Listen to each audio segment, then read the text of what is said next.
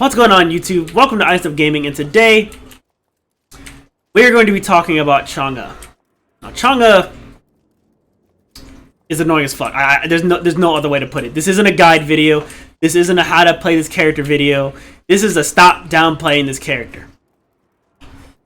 Now, I've seen a lot of mixed reviews from this character, but for the most part, I see this character as being viewed as bad, namely in Conquest. And for the life of me, I just don't understand why. Right? Now, the thing is that they say there's a couple issues with this character that people say. One, she has a bad late game. Two, she has no team fight capability. And three, her team healing is very weak. Okay? Now, even though I do agree, for the most part, with those statements, there's a lot this character does offer that makes it. She's not top tier by no means. I am not saying this character is top tier by any means. However, this character is not bottom of the barrel like most people are saying. Now, for you to understand this character, we need to go over her abilities. Right? So, let's start with the passive, Jade Rabbit. Chang'e can purchase or sell items from anywhere, and her Jade Rabbit companion will fetch them. When the rabbit reaches the store, then returns, the transaction completes. Only one item can be purchased or sold in this way at a time, and Chang'e also gains 25% movement speed with no backpedal penalty when using her dances. Okay? Now that's a lot of information. It's very self-explanatory though.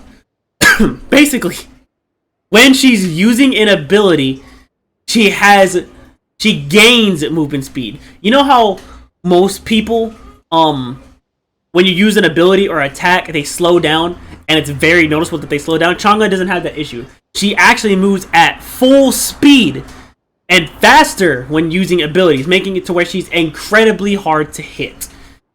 And she gets no backpedal penalty, which basically means if she uses an ability and moves backwards at the same time, let me just go ahead and show you, she gets no penalty. Right? She can move full speed backwards while using an ability. Right? Okay. Let's move on to her first ability. Now, her first ability is very straightforward. Chang'e flings a crescent moon in an arc, dealing damage to all enemies in its path. This move does 240 damage, max rank, with a 6-second cooldown. And it only takes 80 mana. Right? At max rank. Right? You saw it earlier. It's just this. Right? It's not hard to hit. As you can see, it's a huge AoE. Next, we have Moon Waltz. Chang'e performs an evasive spin dance. She is immune to damage and crowd control during the action.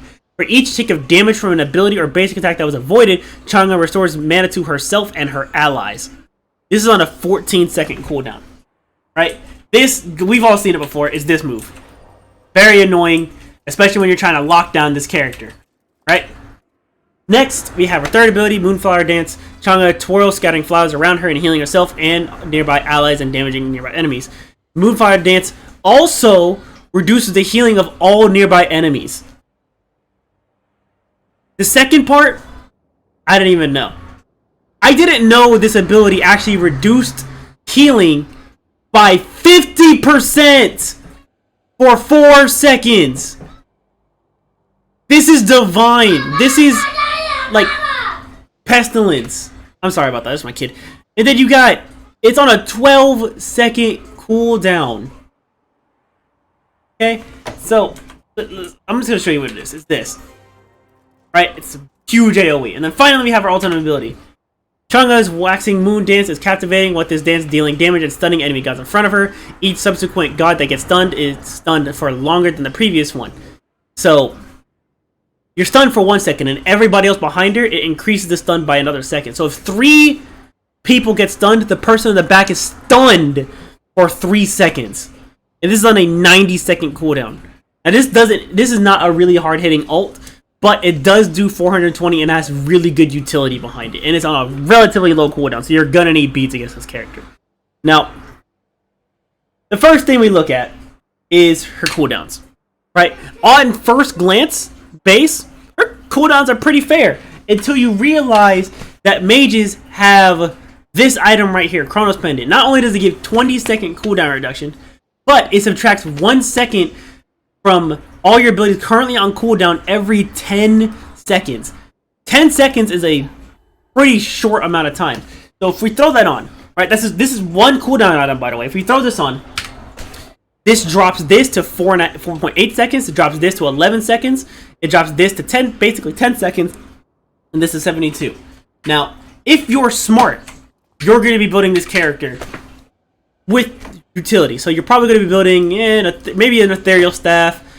Let me find this dang item. Where is it?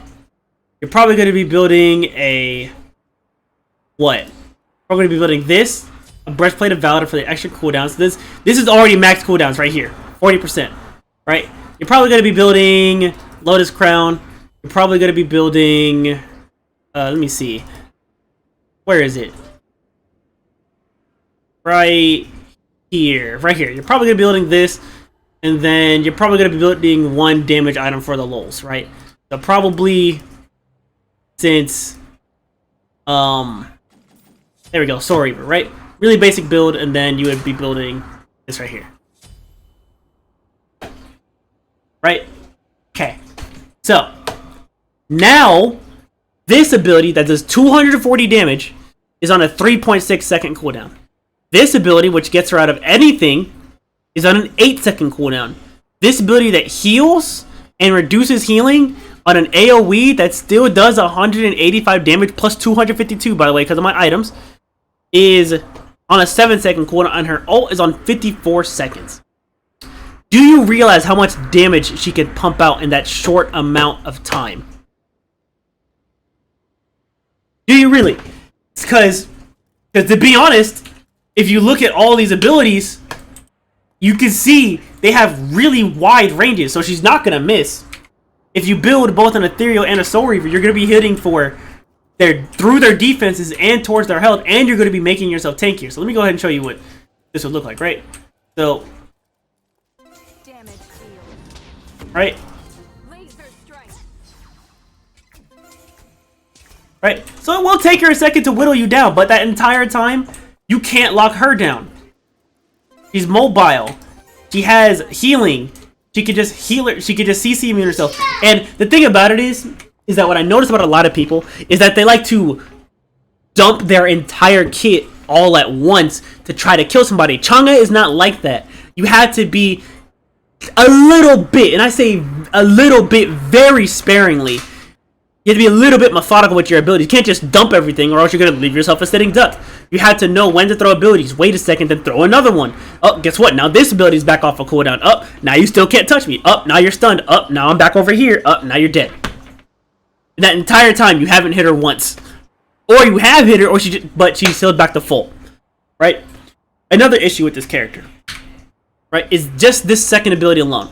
No character, and I mean no character, I'm looking at you too, Ravana, should have a CC immune, damage immune ability that's on such a low cooldown.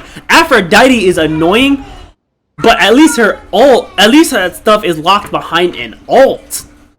This thot gets to have it whenever the piss she wants. Right? There's also another issue with this character, right? This character auto wins lanes because she's still a mage that's a healer. So you have to deal with her full clearing the wave and healing, and you can't touch her until you get anti-heal on. But even then, you still gotta deal with her being extremely evasive. She clears minions pretty decently fast. Let me go ahead and show you, okay? So, let's say, go ahead and sell all these items. Right? Go ahead and sell all these items. Let's say it's early game, right? You have a Mage's Blessing. You have Lost Artifact, right? Tier 1. Right? We're gonna go ahead and reduce our level back to 1, right? Most of the time you're gonna get this first ability here. Right? So you're in lane. Right? I want to show you something. Right? You can stand next to the wave, hit it. Right back in safety. Guess what? My ability that I need to clear the wave with, off a cooldown again. I just poked you again. Sit here, just clear. Just sitting here clearing. Sitting here clearing. Okay. Right. Now, at first it might not seem that fast, but keep in mind, this character has relatively low cooldown. So, now, let's say, what? You just hit level 5. You just hit level 5. Right? Yeah, your other 2 abilities, your ultimate, and then you got 1 more into your first one, because this ability hits the hardest, right? Now you have Chronos Pendant. All geared up. Back to lane. You're about 6 minutes into the game. Let's say 6 minutes into the game. Look at this. 1, 3. Insta cleared, and you're walking away. And guess what? Oh, your one's back off of cooldown. Now you can keep poking because now they're trying to clear the wave. Oh, guess what? Now your third ability's back up. Now your first ability's back up. Now you just got ulted. You see what I'm saying? No matter what, this character was always going to auto win lane. She counter picks so many people and she controls the early game so well. On top of that, you're usually going to be taking this character into solo. So now you have her passive, which means you don't have to go back. You don't have to get this relic, right? You don't have to get teleport glyph. Now you can get something stupid, like maybe survivability, maybe you get beads, maybe you get Aegis, maybe you get a blink because you're ugly, maybe you get sprint. You get options just because of her passive. Now in solo lane, another thing that you could argue is that, well, her mana consumption is really bad early. Well, solo lane, she has the blue buff, she has totem. She'll auto win lane, so she doesn't need to worry about that, right? She has all the resources she needs to be dumb in the solo lane. Now the next issue, her team fighting is bad. Her team fighting is bad?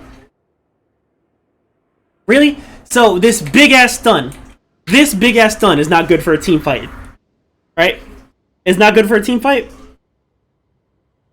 Forces beads, makes it where they can't beat the jungler or the mid laner or the support. This is bad. That the stun increases the more people it hits, and it's not hard to hit. You are going to hit this. That's also on a 72-second cooldown. So even if you do beads, she'll get back out, she'll come back in with her ult ready, and then stun you. Now you don't have beads, and you have to deal with this. You have to. You do not have a choice. And most of the time, she's going to be building fairly tanky. So I just don't get it. It doesn't make any sense how people can downplay this character just because she has one little weakness for conquest.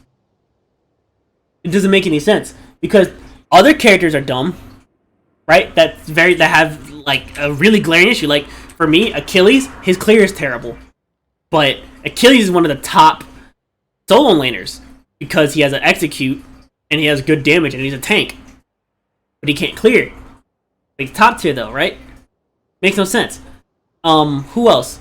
Zeus. You know what? We'll get to that in another video. If you like this video, don't forget to like, comment, subscribe. And if you would like to catch me while I'm live on Twitch, I'll be leaving a link in that below. And I'll also be leaving my Discord chat in the link below as well. So, I'll catch y'all next time. Stop downplaying this fucking character.